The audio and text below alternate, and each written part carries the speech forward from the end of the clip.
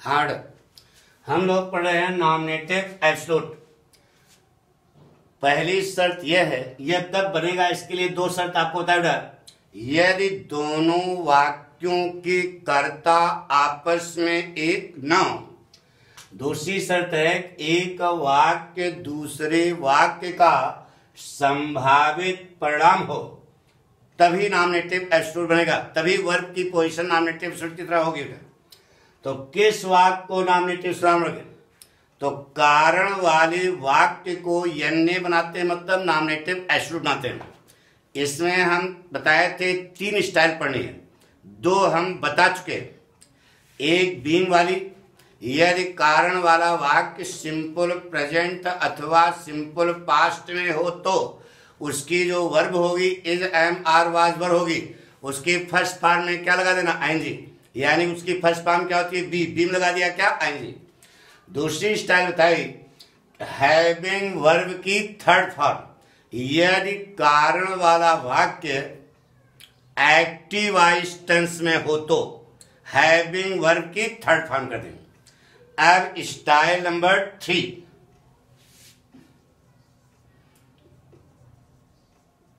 Having been verb की third form अथवा केवल बीइंग। अब यहां आगे लिख लो, यदि कारण वाला वाक्य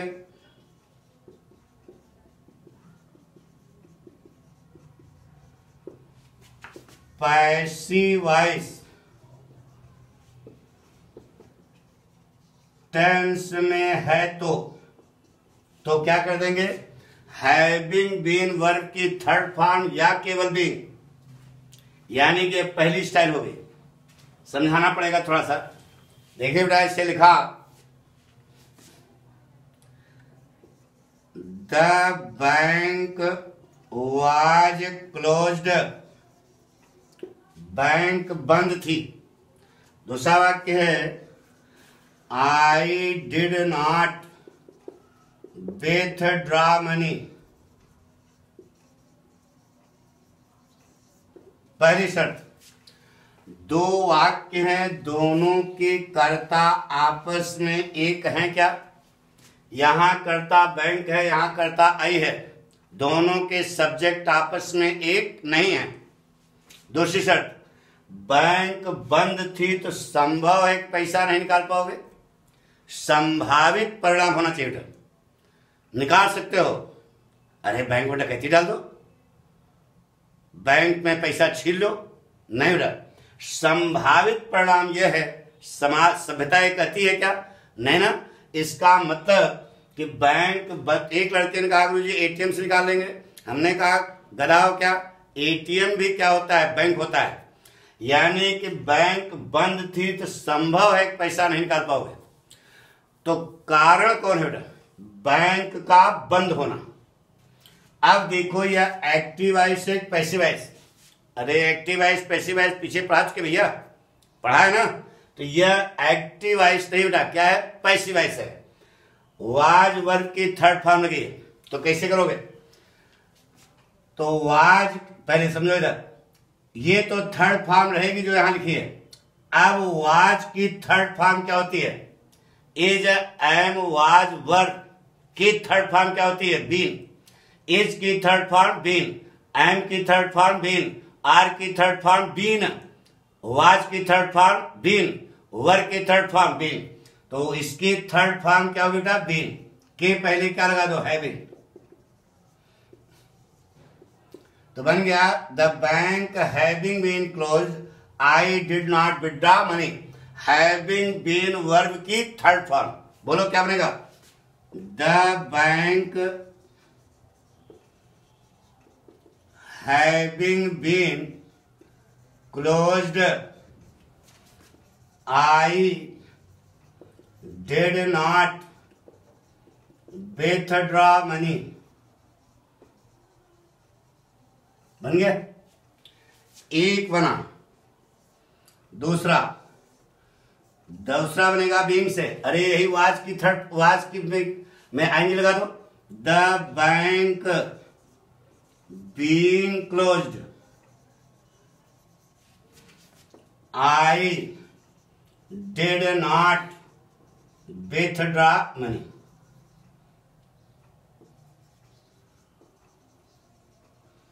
ये दोनों वाक्य यहाँ सही है। अब इसी ढंग का हमने दो वाक्य पढ़ा था, एक यह भी सही है और यह भी सही है। एक शिष्या दीक्षा यादव पाठक से कोचिंग में पढ़ी थी, तो दूसरे दिन वह स्कूल गई। संयोग से उसकी मैडम ने इसी प्रकार का वाक्य बोल दिया, तो सभी बच्चों ने मनाया कि the bank having been close I did not withdraw money. और जो पाठक की शिष्या थी उसने मनाया the bank being close I did not withdraw money. अब मैडम ने उसको कक्षा में खड़ा करके बहुत ज्यादा अपमानित किया, इतना अपमानित किया कि वह रोने लगी। शाम को कोचिंग पढ़ने आई तो हमने वह आकर के हमारे सामने रोने लगी। उसने कहा कि सर जी आपने बताया था, हमने कक्षा में बताया तो मैडम ने हमको बहुत अपमानित किया। अच्छा बताइए आप इसको कहाँ पढ़े थे? तो हमने कहाँ पढ़ा था अब हमको याद ही नहीं था।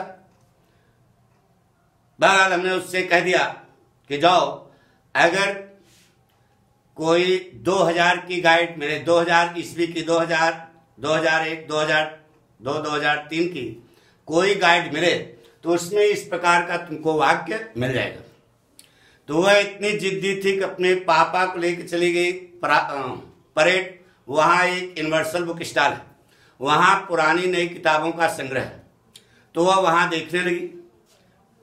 क्योंकि पाठक ने बताया था तो उसको विश्वास था कि होगा जरूर, तो वह किताब जो है पन्ना पलटने लगी, तो उसको संयोग से नीचे जो वाक्य बना इस प्रकार का वाक्य मिल गया। ले आई, सबसे पहले हमको दिखाया कि सर जी जो आपने बताया था वो सही है। अरे भाई हमने कहा कि हमने भी कहीं से पढ़ा होगा तभी आपको बताया, गलत थोड़े बताएंगे, कौन अंग्रेज के बच्चा है क्या?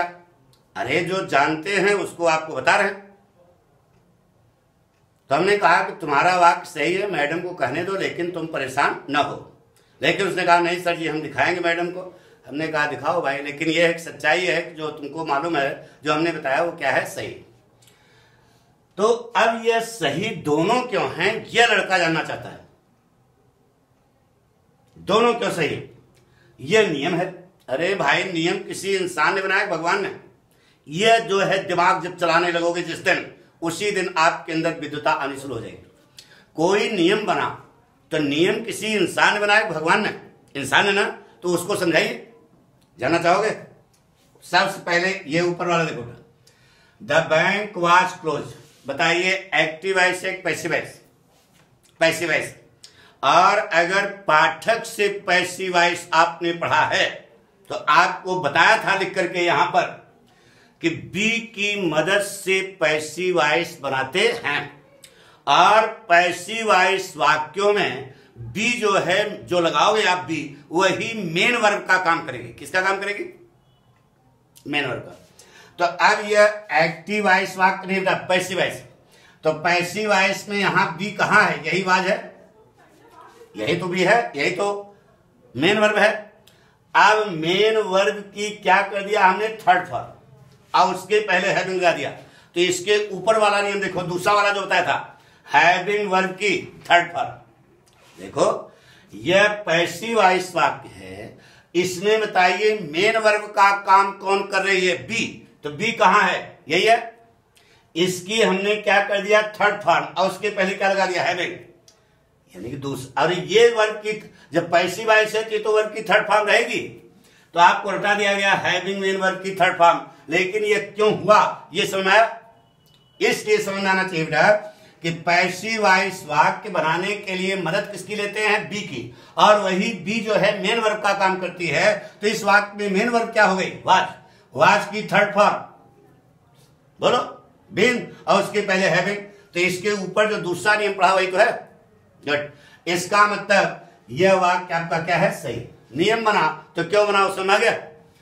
अब लड़के ने कहा गुरु जी ये दूसरा वाला कैसे सही है, इसको बताइए। इसलिए सही बेटा कि आपको टेंस पढ़ाते समय बताया था कि जो वर्ब की थर्ड फॉर्म होती है या पास्ट पार्टिसिपल होती है, यह पूरे अंग्रेजी ग्रामर में विशेषण का काम करती है ना बेटा। देखिए बेटा, जैसे लिखा the night was storming, the night was storming, we start our journey.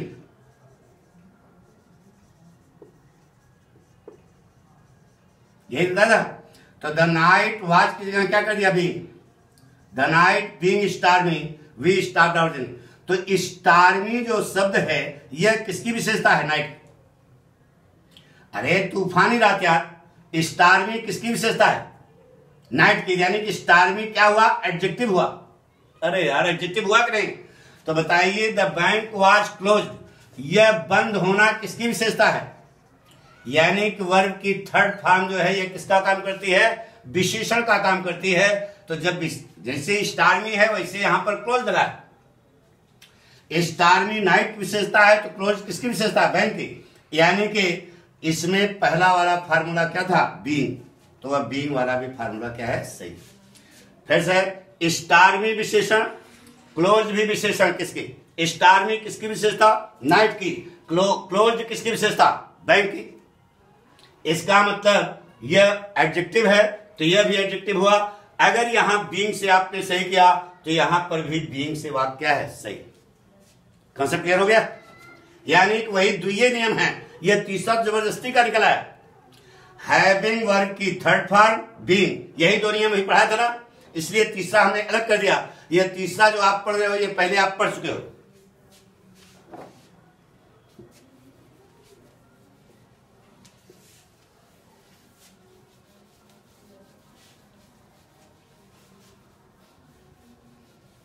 जैसे कहा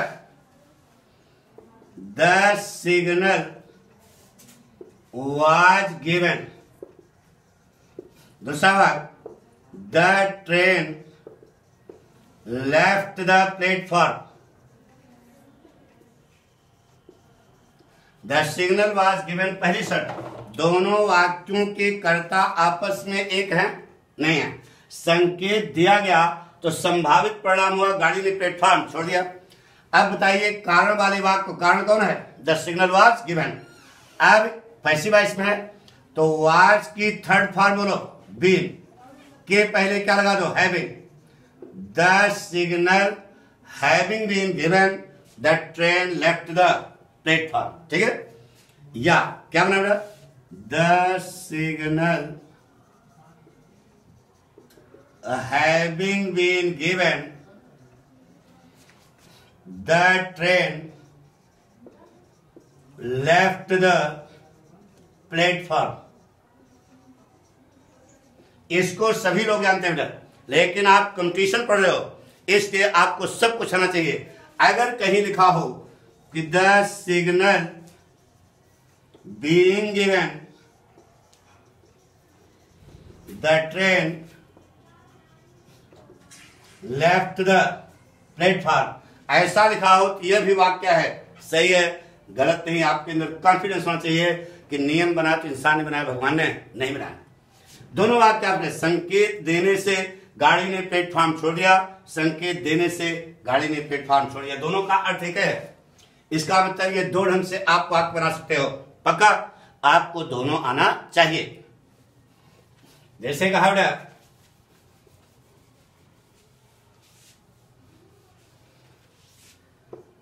द वर्क वाज डन, कार्य पूरा हुआ। माई बाप, माई फादर बिकेम हैप्पी। पहली शर्त, दो वाक्य हैं, दोनों के कर्ता एक है नहीं है। कार्य पूरा हुआ तो संभव है पिताजी क्या हो गए? खुश हो गए। तो अब कारण कौन है बेटा? कार्य का पूरा होना। अब यह एक्टिव वॉइस है पैसिव वॉइस, तो वाज की थर्ड फॉर्म क्या लगाओगे? बीन। के पहले क्या लगा दोगे? हैविंग। देखो दूसरा वाला नियम यही है कि नहीं? हैविंग वर्क की ये तो थर्ड फॉर्म रहेगी जब पैसिव वॉइस होगा तो the work having been done my father became happy.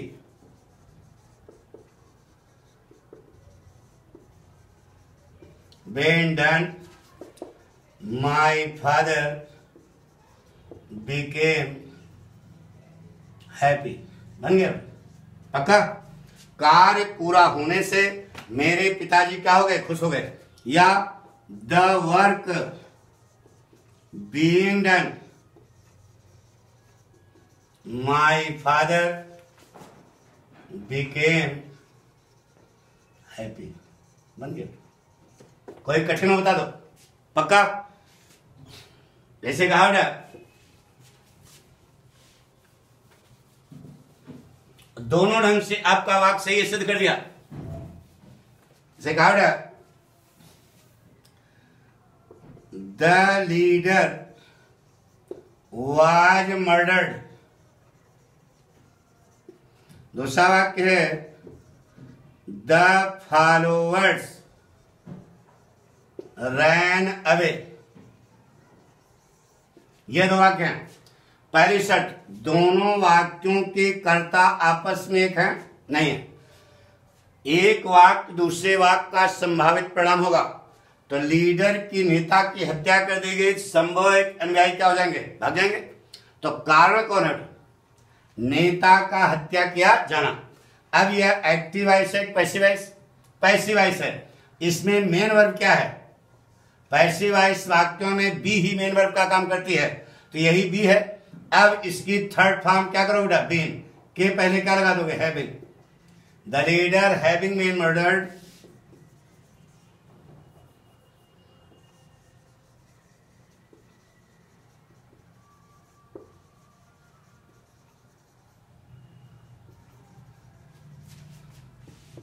The followers ran away. ठीक है। दूसरा बनेगा बेटा, the leader being murdered the followers ran away. आ गया समझ में। यानी कि ये दोनों वाक्य आपस में क्या है, सही है।